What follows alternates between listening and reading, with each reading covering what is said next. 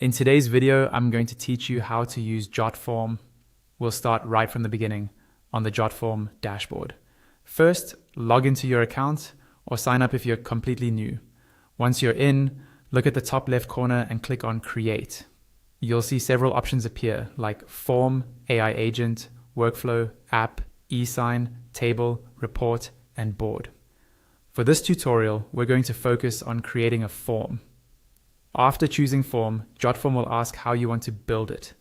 You can start from scratch, import an existing form, turn a document into a form, collect signatures, or use a template.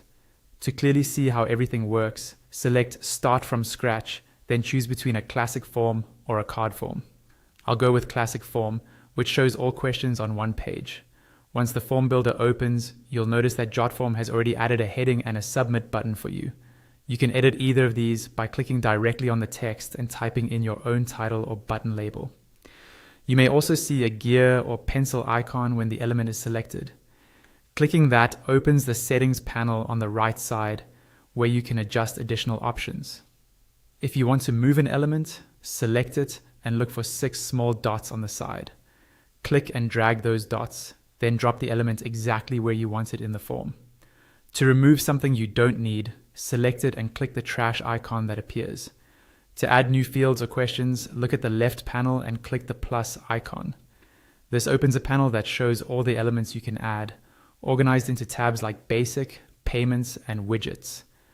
Basic elements include things like short text fields and drop-downs, while Payments and Widgets give you more advanced tools. To place any of these on your form, simply drag and drop them into position. Just like before, click directly on an element or use the gear icon to open its settings on the right. To change the overall appearance of your form, close any open right side panel. Then, look for the paint roller icon. Clicking this opens the form designer on the right, where you can customize colors, fonts, themes, and layout, so your form matches your brand or project style. At the top, you'll see 3 main tabs: Build, Settings, and Publish. Build is where you add and arrange form elements. Settings lets you adjust things like form behavior and options. Publish gives you different ways to share your form.